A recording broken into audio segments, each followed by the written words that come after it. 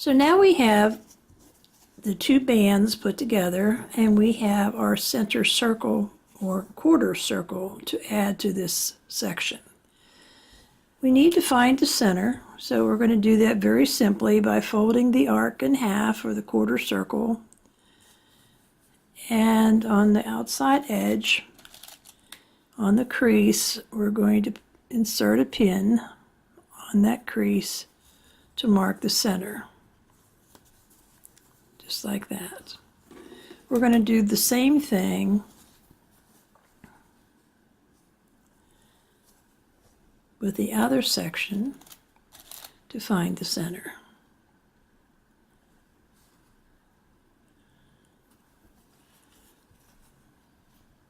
So now we have the centers on both pieces. We're going to put the pieces right sides together, lining up those pins. And I'm going to add another pin, but I'm going to take just a little tiny bite into the fabric. And the reason for that is this piece has to swivel a little bit, and by just taking a little bite, that makes it a lot easier to do that. On the outside edge, just like we did before with the other sections, we're going to line up the top edge and the sides. This time we're going to take a big bite with our pin to hold it in place so it doesn't move. And we're going to come over here to the other side and do the same thing. Line up the top and the side, and let's take a big bite. Now, if you feel more comfortable putting in extra pins, you can do that, although it's not really necessary. But if you're going to put a pin in, I would suggest putting one in where the points match on this side, because we want to make sure that we're getting that into the 1/4 inch mark and we're grabbing the point of that triangle just right. So we'll come over here and we'll put another pin.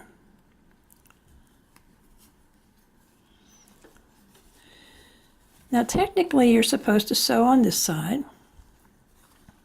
I kind of like to sew on the side where I have the places I need to match, but you can sew whichever side is best for you. We'll do it on the side we should stitch on.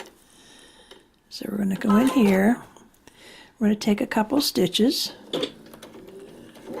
and lock those stitches in place. Let's remove the pin. The whole time we're stitching this, we want to make sure that we've got our raw edges together here.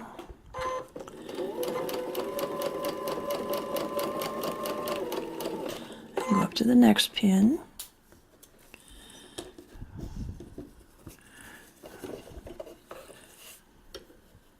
Now what I'm doing on the underneath piece is just sort of straightening it out so I don't sew any creases into it. But I'm still keeping this edge, the top edge, even.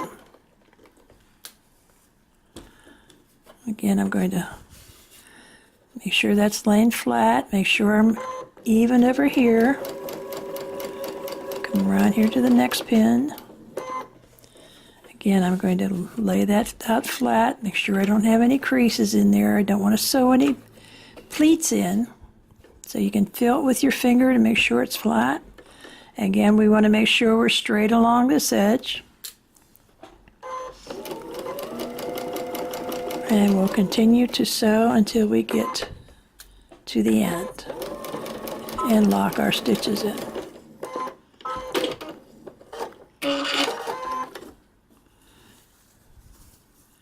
And just like that, we have that piece put in place. Now once we press this, it'll look a lot better. And I'll show you that in a minute. But now let's work on the other end. We have the black section that needs to go on the outer edge. So we're going to do that the same way. We're going to fold it in half. We're going to find that center mark.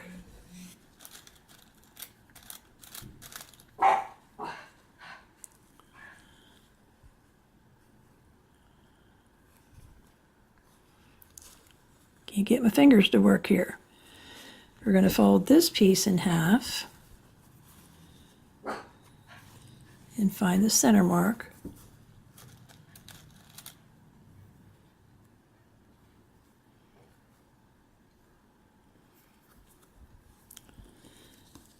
Once again, we're going to match up our pins.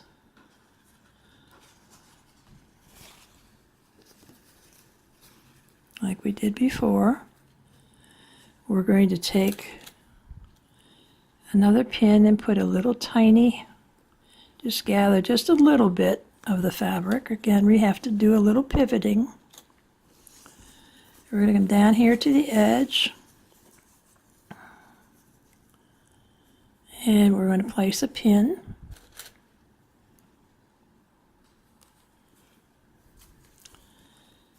And again, if you want to, I will say of all the curved pieces that you have to do, this is the easiest one because it's a larger curve. The smaller curves are harder, the larger curves. And I basically saved the easiest one for last because I knew you would be tired at this point. Wasn't that nice of me? And we can put a pin here. Let's come down to this end, put a pin at the end. And I apologize if you're having a hard time seeing against this black. This will be the last time I ever do a quilt in black to do for a video. So we'll pin that in place and we'll find a kind of walk it around the edge here and just find a place that we can put another pin.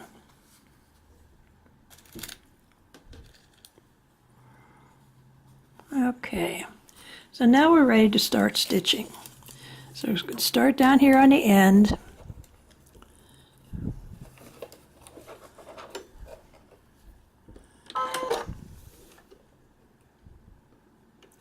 So we're going to go forward, lock that stitch. Now again, we want to make sure that we're keeping our edges together along the side. So we're going to continue to stitch, keeping this edge even.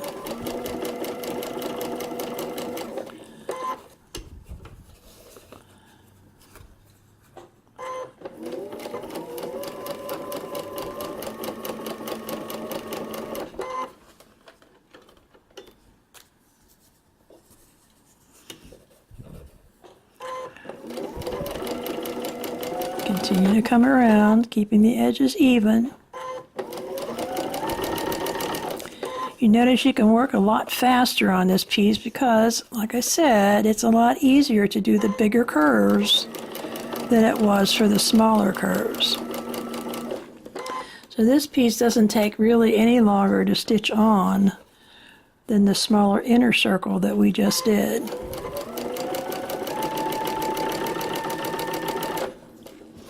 We just have to continue to make sure that we have our edges even here.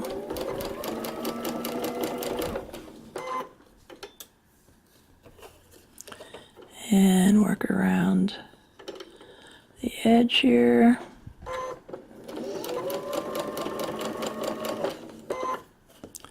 And keep coming, make sure that we keep our raw edges even. Keeping them even. And then let's finish this up. Do a little back stitch. And we're done. This will fold with the seam towards the outer piece. Now let me show you what it looks like once it's pressed. Here's one that I had done previously. And let me pull the camera up so that you can see. Now that it's been pressed, you can see how smoothly it lays. And that's what we're after. We've got our points matched up. And now the last thing we need to do for this piece, just like all the other stars that we've done so far, is we need to join these 4 segments together. We want to match it here, here, and here, as well as the starting end. I like to make sure or to double check that I'm going to be matching up these seams well. So I'm going to line them up as I think they should be, but I'm going to place pins at the 1/4 inch seam mark parallel to the seam line, and then I'm going to flip it over and take a look at it just to make sure that they are indeed lined up the way they should be before I make my final commitment.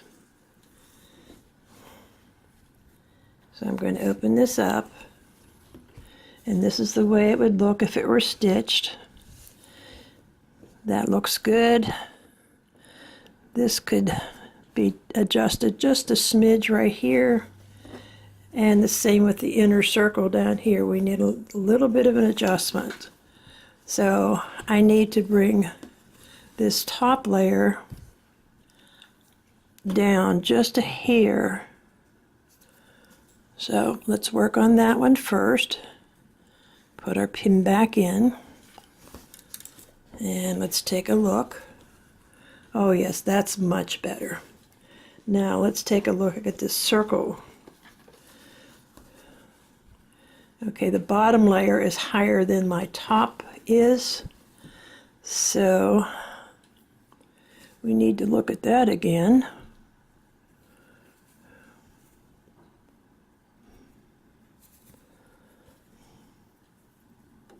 And let's repin that. Turn it over and take a look. And yes, that's much better also. So now that we know that we've got these joined right, now we can put our pins in to sew with. I like to have my pins perpendicular to the seam lines because it just makes it easy to remove the pins as I travel along.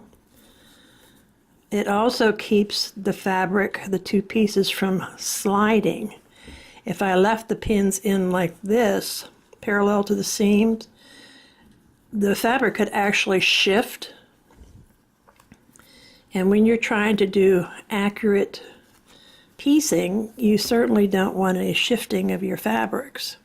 So now that we have that all pinned in place, we're ready to stitch.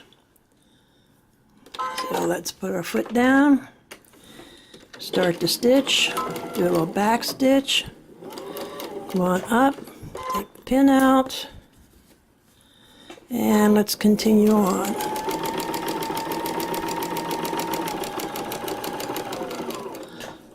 Let's take the pin out.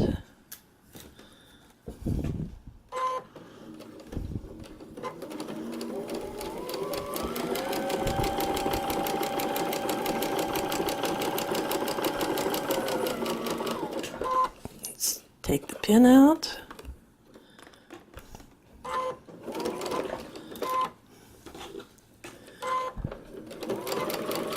And up to the end. Pin out, backtrack, and let's see how we did. We're matched fine here, we're fine here, and we're fine here. So that's a way to tell whether or not you're going to match up. So now I have both halves pinned together. I test pinned it first to make sure they were going to line up, and now I'm ready to stitch it. So we're going to proceed to that point. I'm going to stitch these two halves together. We're going to lock stitch and continue on through.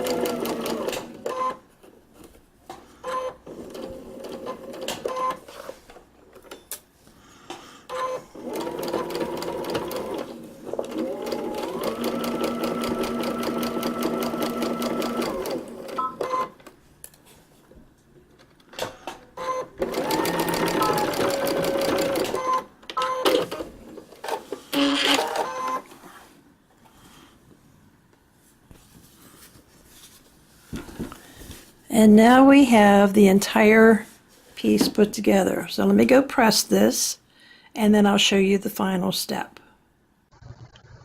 We're back to the cutting board again. The last thing we're going to do is to cut two 15-inch squares of your background fabric. After we get the squares cut, we're going to cut those in half diagonally to make 4 setting triangles for our next step. Now that we have our setting triangles cut, we need to find the center position, and we're going to do that just like we did with all the other pieces in this project. We're going to fold it in half and place a pin on the crease. Just like that. Now, if we take our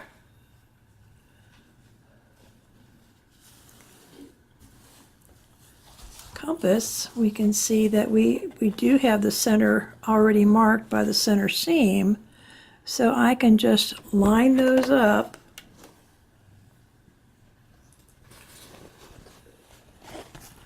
like so and pin it in place. Now I'm just going to put a couple more pins in to hold it in place while I'm stitching. And you will have some excess hanging out the side, and that's fine.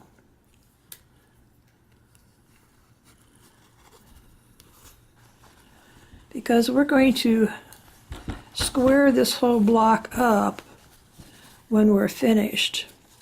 Things that we're working with a lot of circular pieces, you might have gotten your block a little out of kilter.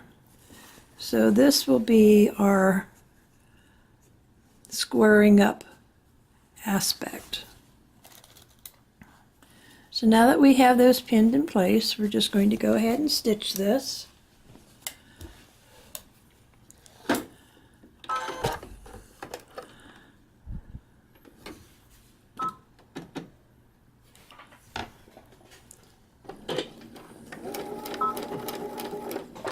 You notice I'm stitching this with white thread, and that's so that you can see it against the black. Needless to say, I would not be doing this on a normal quilt. I would be using the black thread instead.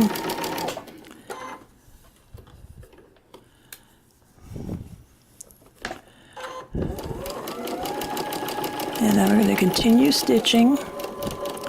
I want to make sure that my stitching runs right on my stitching line from my compass, right where it meets here at the edge.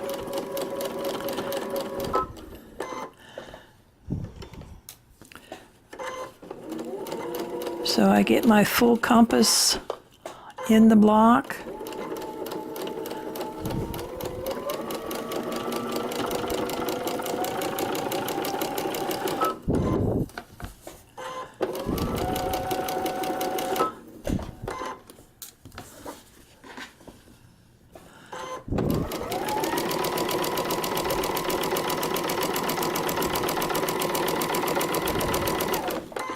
Now I'm going to continue to put the other 3 pieces on.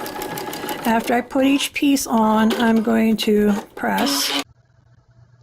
Well, we did it. Here's our Mariner's Compass center, complete with setting triangles. If you're working on the Regina block, yours will be looking like this, but with a different center.